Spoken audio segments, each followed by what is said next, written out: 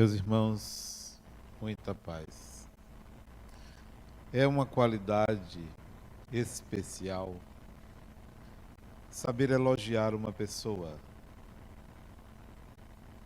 É até algo salutar você elogiar alguém. É uma arte até. Poucos sabem desenvolver essa arte. A maioria de nós opta pela crítica.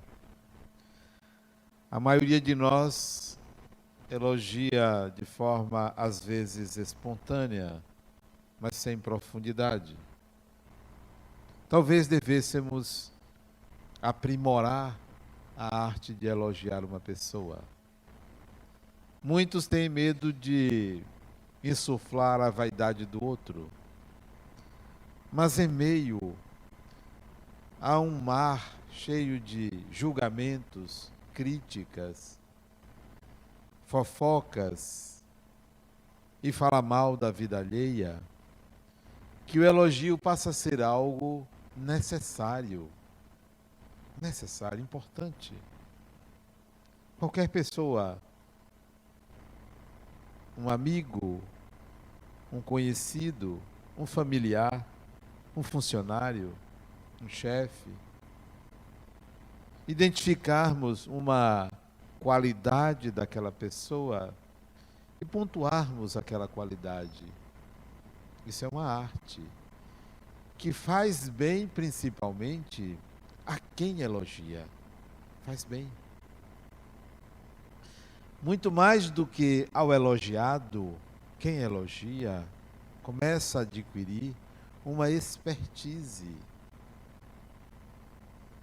uma vibração diferente. Experimente isto.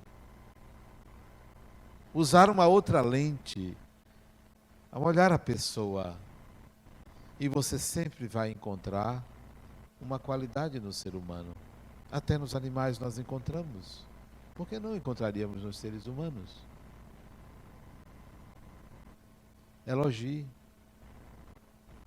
Há quase 40 anos atrás, eu conheci um homem admirável. Eu gostaria que vocês o tivessem conhecido. Embora ainda esteja encarnado. Deve estar com 90 anos, mas anda muito doente. Um homem admirável, simples, dono de um bom senso e de um equilíbrio invejável. Magrinho, negro, parecia um carvão, negro mesmo. Eu o conheci no final da década de 70, alguns aqui não tinham nascido. Ele já com mais de 50 anos, médico, sanitarista. Foi um dos meus mentores encarnados. E a certa altura de nossas conversas, eu conversava muito com ele, muito mesmo, sábados à tarde, conversávamos. Ele já com mais de 80 anos, ele me disse assim,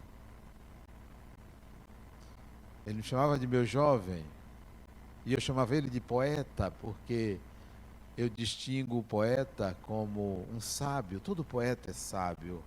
Quem faz poesia adentra uma linguagem divina. E eu considerava ele um poeta, um elogio a ele. E ele dizia, meu jovem, está acontecendo uma coisa comigo interessante. Eu disse, o que, poeta? Meu corpo não me obedece. Ele tinha mais de 80 anos já. Meu corpo não me obedece.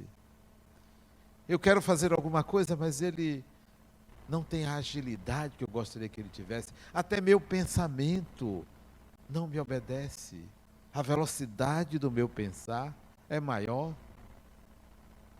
Até da minha fala, eu não consigo falar tudo o que eu penso. Tudo ficou mais lento devido à idade, Diz ele para mim. E eu comecei a entender a diferença entre corpo e mente. Corpo e mente. Quando eu adentrei ao Espiritismo, eu entendi a diferença entre corpo e espírito. Quando eu estudei psicologia, eu entendi a diferença entre mente e espírito. Corpo, mente e espírito. E meu amigo, o poeta, me fez entender que há um descasamento entre o corpo e a mente, entre a mente e o espírito. A maioria, a grande maioria de nós não percebe essa trindade. Muito mal percebe a dualidade, mas não percebe a trindade. A distinção entre você e a sua mente, entre a sua mente e o corpo, não percebe. Quer se manter numa integridade absurda, improvável. O ser humano não é uma unidade. O espírito é uma unidade, mas o ser humano encarnado não é uma unidade. Você não é uma unidade. Há um corpo que você usa, mas que por enquanto você se identifica com o corpo como se você fosse este corpo. Ainda pensa-se assim. E com isso sofre-se muito por causa desta visão unitária. Então, se o corpo adoece, você pensa que foi você que adoeceu. Porque você não faz distinção entre você, espírito, e o seu corpo. Ele adoeceu, o corpo. Eu não, o corpo adoeceu. Quando você não consegue manejar a sua mente adequadamente, você diz, eu estou confuso ou confusa. Não, a minha mente trabalha de uma forma diferente, mas eu não. Eu preciso manejar melhor os pensamentos, as emoções. Será que nós conseguiríamos fazer essa distinção? Espírito, mente e corpo. Como o meu amigo poeta percebeu, há uma diferença. Eu não consigo. É difícil para mim manejar um corpo que não tem mais os reflexos, que está doente. A propósito de quê?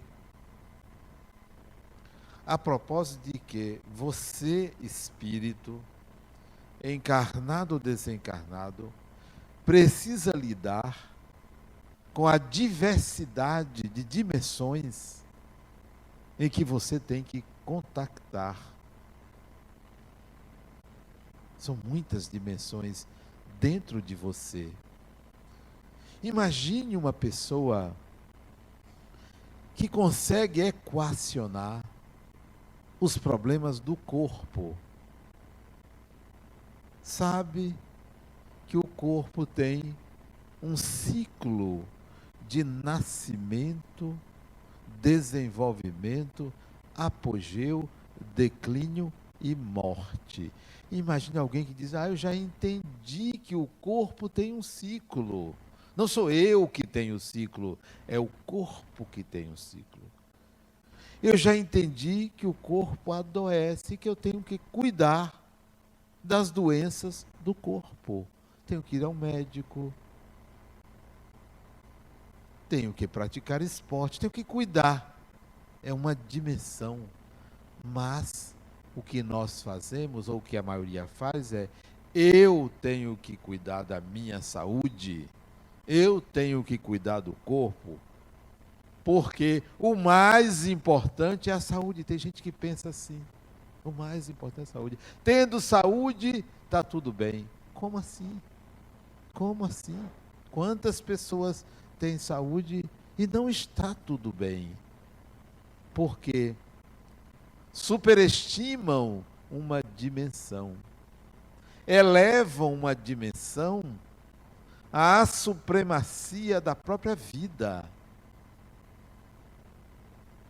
e não conseguem fazer outras coisas, não conseguem viver adequadamente se estão doentes. Não entendem que esta é uma dimensão. Não afirmo que não seja importante, mas não pode ter a supremacia. É um corpo. É um corpo que está sujeito às intempéries. É um corpo que adoece. Quantos aqui,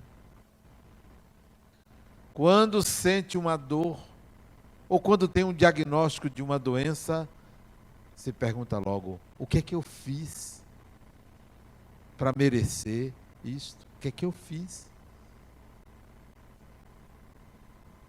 Então, quando uma pessoa morre, vai ter que perguntar: o que é que eu fiz para morrer? Criatura, você tem que morrer. Todo mundo tem que morrer. Não é karma, não. A morte é inevitável. Ah, mas eu vou me curar. Vai, você pode se curar, mas vai morrer. Pode se curar, pode procurar uma sobrevida, 1 ano, 10 anos, 20 anos, mas vai morrer. Por quê? Porque o corpo tem um ciclo. Então, imagine uma pessoa que já dominou psiquicamente, psicologicamente, a questão da vida do corpo. Bom, cuido. Se adoecer, vou cuidar. Se morrer, tem que morrer, morreu. Se há esta pessoa que equacionou o ciclo do corpo, esta pessoa deve estar voltada para outros ciclos, para outras dimensões da própria existência. Então, alguém que já equacionou o problema financeiro. Tem as suas finanças em dias. E eu não estou dizendo que é uma pessoa que não deve equacionar finanças, é ter a capacidade de honrar seus compromissos, sejam devedor ou credor. Tem a capacidade de honrar, de administrar. No dia 8 de abril do ano passado, faleceu um irmão meu. Precisava desencarnar. Precisava. Tinha dito até para ele, alguns dias antes, que ele já devia ter desencarnado. Desencarnou. E hoje eu fui ao banco, sou inventariante dele. Fui ao banco para saber quanto ele tinha. Tinha cuidado de todas as despesas dele. E não foi surpresa saber que ele tinha dinheiro no banco, sobrando.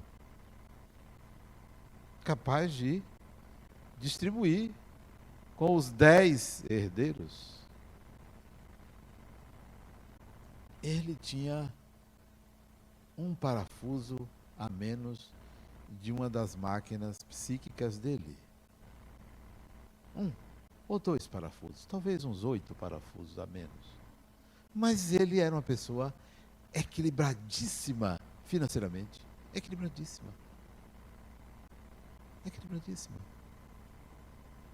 Tinha um corpo cheio de problemas orgânicos, mas tinha as finanças dele muito bem equilibradas. Porque essa dimensão não depende das outras. É uma dimensão que você pode solucionar. Você pode comprar mais do que ganha, desde que você faça um planejamento financeiro. Imagine uma pessoa como meu irmão, que tem as suas finanças equilibradas, sabe que dinheiro gera dinheiro, que competência gera haveres. E tem isto muito bem equilibrado. Então essa pessoa não vai se preocupar no que ganhar, porque sabe como fazer. Todo pobre reencarna pobre. Todo rico reencarna rico. Isto é a regra comum. Então, se você é pobre, pode ter certeza que vai continuar pobre na próxima encarnação. Se pensa que muda, não, já que nessa encarnação fui pobre, na próxima vou ser rico. Essa não é a filosofia. Essa não é a causalidade. A riqueza material vem de uma capacidade de produzir haveres, seja licitamente ou ilicitamente, mas é uma capacidade de produzir haveres. Então, se você acha que a sua pobreza vai lhe levar ao reino dos céus, vai levar ao reino do céu. Céu são as iniciais de Centro Espírita no Umbral. Vai lhe levar. Não pense que a pobreza vai lhe levar a lugar algum. Equacione seus problemas financeiros para que você cuide de outra dimensão. Há quem pense que resolver os problemas financeiros está resolvido. Mas quem disse? Quantas pessoas têm equilíbrio financeiro e não têm equilíbrio psíquico? Então, esse não é o paradigma. Nem a saúde do corpo, nem a saúde financeira é o paradigma que você deve considerar para avaliar o seu estado espiritual. Tem pessoas que pensam, não, basta que eu tenha um amor, um parceiro, uma parceira. Se eu tiver isso, principalmente as que não conseguem nada, nem ninguém. Se eu tivesse isso, estava tudo resolvido na minha vida. Como se ter uma pessoa, estar encangado com alguém, ter uma costela do lado, resolvesse tudo na vida. É bom, é importante, faz bem, mas não é suficiente para o equilíbrio de uma pessoa.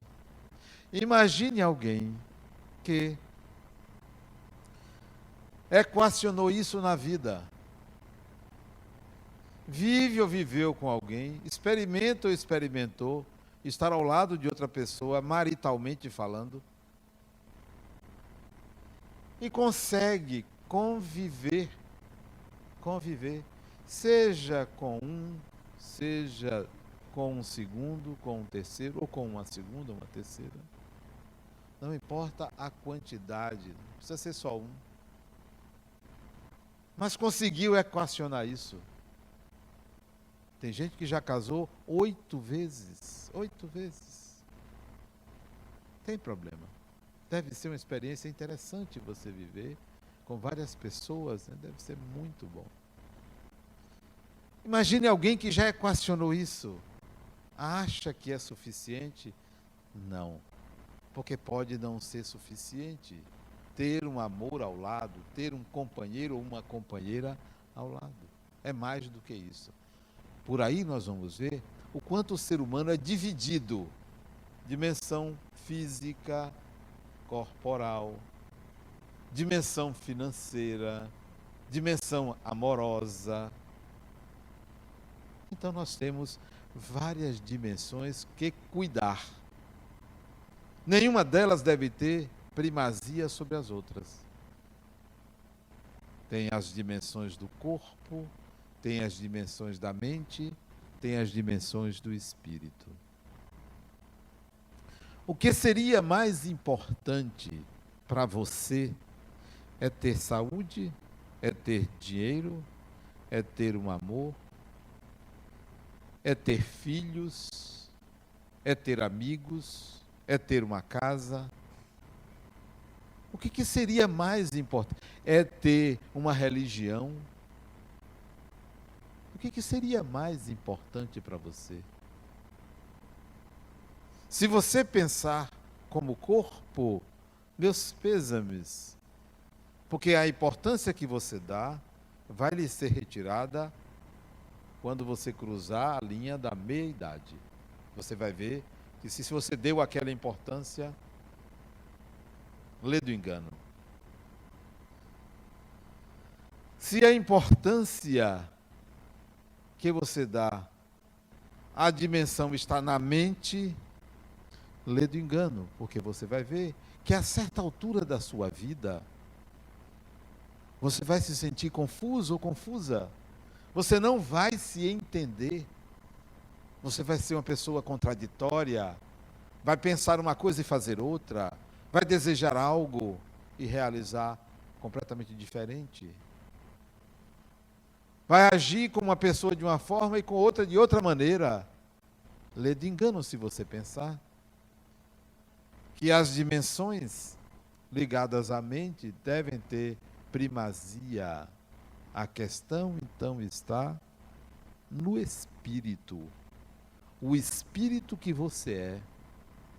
Quais são as questões do espírito que devem ser levadas em consideração por você para uma, digamos, uma evolução espiritual, um equilíbrio espiritual?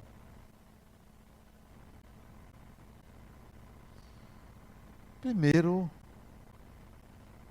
há uma palavra simples, fácil de ser dita, difícil de ser vivida, que deve ser buscada para integrar as habilidades do espírito.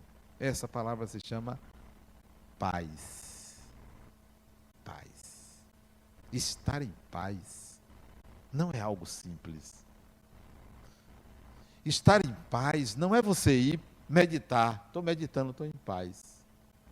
Não é você se refugiar numa caverna ou se isolar. Paz é o equilíbrio de tensões. É algo delicado, sutil. Se o ser humano conseguisse vivenciar consigo mesmo o que ele chama de paz, ele iria resolver 99% dos seus conflitos, porque estar em paz é ter a capacidade de perceber a dicotomia, a antinomia interior, a dualidade, a trindade, a diversidade que é a própria alma humana. Você já imaginou você se aceitar homem e mulher simultaneamente? Coisa rara e difícil. Você já pensou você se aceitar bom e mal simultaneamente?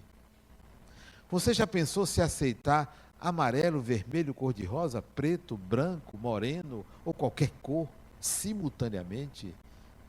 Isto significa paz, é a aceitação dos conflitos. Não é simples. Às vezes você pensa que paz é estar tudo em silêncio. Aqui, tudo em silêncio é paz. Muitos pensamentos. A diversidade é claríssima para mim. As cores são diferentes. As vibrações são diferentes. É preciso conviver com as diferenças. Isso é paz. Então, em primeiro lugar, persiga, invista, busque, trabalhe a sua paz. Nada, nem ninguém vale a sua paz. Nada, nem ninguém vale a sua paz. Dinheiro nenhum compra a sua paz. Não existe nada que possa ser trocado por isso. Não se compra, não se vende. É o desenvolvimento de uma habilidade excepcional, a sua paz. E ela existe num emaranhado de ideias e pensamentos. Ela não existe como o silêncio absoluto, como pensavam os iogues. O não pensar, não existe isso. Nós somos seres da diversidade. A unidade é do espírito. A individualidade é do espírito. Porque nós vivemos um confronto constante. Um confronto constante. Não tem como. Quando eu fui hoje ao banco, o guarda, eu fui mostrar a ele que eu tinha um computador. Senão o senhor tem que guardar o computador fora, não pode entrar. Mas eu vou usar lá dentro. O senhor vai usar o computador? Espera aí. Mas a sacola do senhor tem que ficar aí fora. Mas tem muita coisa aqui que eu vou usar aí dentro. Mas só tem que botar. Me mostra aí. Não, mas tem muitos papéis aqui que eu vou usar. Tira os papéis. Eu tirei os papéis. Isso é, o senhor pode tirar todos os papéis e deixa a sacola. Mas eu vou precisar dessa sacola lá dentro, porque eu não posso caminhar com todos esses papéis e o computador na mão. Então me mostra a sacola por dentro. Aí eu abri e mostrei. Tá, pode entrar. Do lado de dentro veio um rapaz, um anjo. Esse Adenauer. O que é que você precisa? Não, eu vim aqui resolver isso. Não se preocupe. Então foi um anjo. E lá dentro, uma espera que eu precisei ter quase meia hora, fiquei no computador escrevendo. Né? Aproveitei para ficar no computador. E 1000 pensamentos, 1000 ideias, sempre cheio de ideias. Sou um perfeito idiota, cheio de ideias. Né? Ali, dentro de uma agência bancária, os pensamentos são muitos. Tenho que escolher no que pensar. No que pensar? Penso em quê? Penso no carnaval? Sim. Penso no sol quente? Penso na pessoa que vai me atender? Penso no dinheiro? Penso na palestra? Na palestra não dá. Até nesse instante eu não sabia o que ia falar, mas vai aparecer alguma coisa para eu dizer a essas pessoas. Deixa no tempo certo. Então, 1000 pensamentos. E eu tenho que aceitar esta multiplicidade de pessoas dentro de mim mesmo. Porque se eu não aceitar, eu não entendo que eu sou um espírito que tem uma individualidade e tenho que mexer em todas essas dimensões e dar a devida atenção a cada uma delas. E não ficar ali fechado como se eu fosse uma unidade. Não sou. Para cada momento, uma atitude, uma ação, um propósito. Eu tenho que lidar com isso. Não posso me enrijecer. Não posso me enrijecer. Quantas pessoas adoecem da alma, não do corpo, pela rigidez? Quantas pessoas? Porque são rígidas. Porque não abrem o coração, a mente, as ideias. Então, adoecem da alma. Dê um passo atrás, para poder depois dar 2 à frente. Então, busque essa paz sabendo que é o equilíbrio de tensões internas. Nada nem ninguém vale a minha paz. O guarda estava cumprindo a obrigação dele. Por quê? Porque eu sou o outro na vida dele. Todo mundo tem um outro. Todo ser humano tem que contracenar com o outro, com o oposto. Todo mundo. E é no oposto que você cresce. 2 pessoas iguais não crescem. 2 pessoas que se opõem crescem. Todo mundo tem um outro na vida. quem é o seu outro. Quem é o seu outro?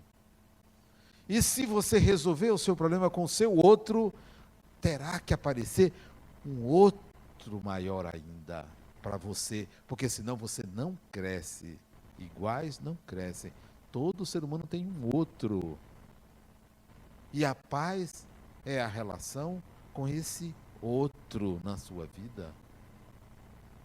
Como vou viver? Como estaria casado com uma pessoa que não fosse minha amiga? Está ela aqui.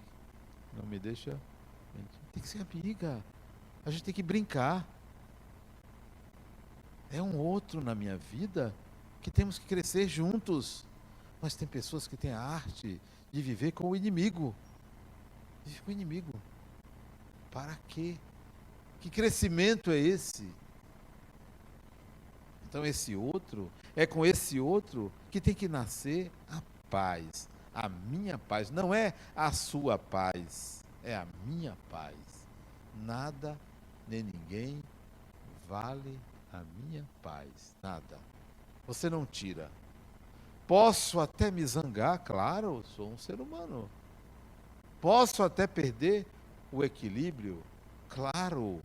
E é lógico que isso aconteça. Não me vejam, não queiram me ver como alguém que é uma seda ou resolvido, é perfeito. Que nada, vá conviver comigo para você ver. Mas a paz interior, ela está sempre presente. Sempre presente. Porque ela é compatível com uma insatisfação. Porque são muitos eus. Ela é incompatível com a indignação, porque são muitos eus dentro de mim, são muitos eus dentro de você. Respeitem esses eus dentro de você.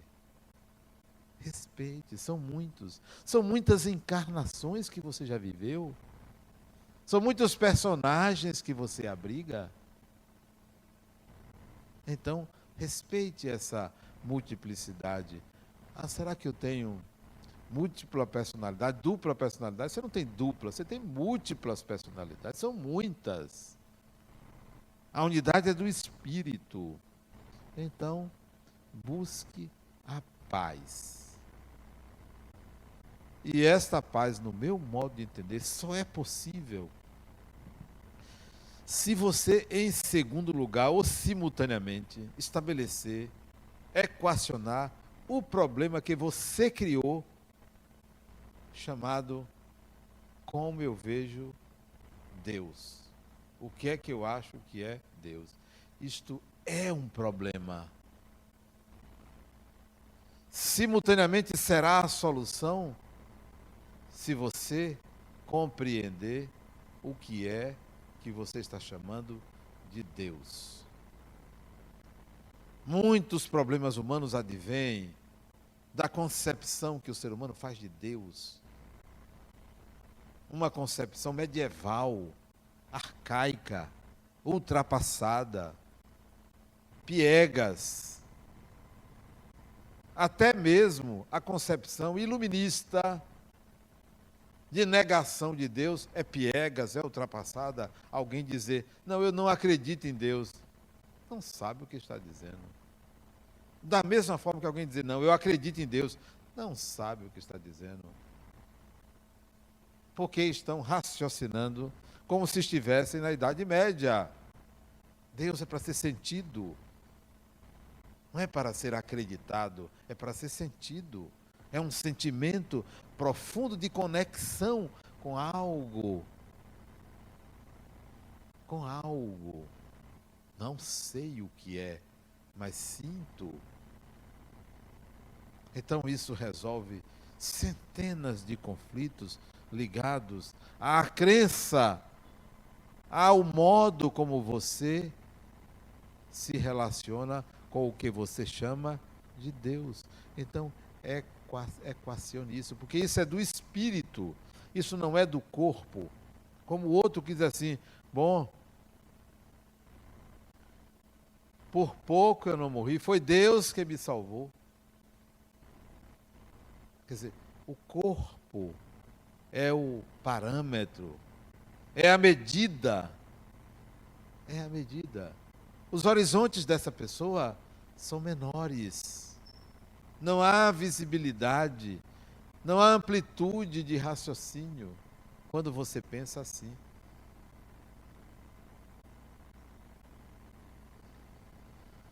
Conversava com uma paciente minha tempos atrás. Ela teve um câncer de Adenauer. Me curei. Que bom. Se curou, né? Tinha tempos que eu não a via. Sabe aquelas pessoas que vão, desaparecem da terapia porque psicólogo é caro, não sei por que cobram tão caro. E voltam, quando melhora a situação financeira, voltam, né? Foi o caso dela. Tive um câncer. Você não soube não? Eu disse, não. Tive um câncer e fiquei curada. Mas sabe o que aconteceu? Passei a ter outro problema. Saúde, né? E agora é definitivo. Esse não tem cura. Digo, criatura. Sabe como é o nome disto? Karma. O nome disso é karma. Seu karma vigora. Aconteceu. Mas por que aconteceu? Porque o corpo tem vida, é caixa de ressonância, exige cuidados.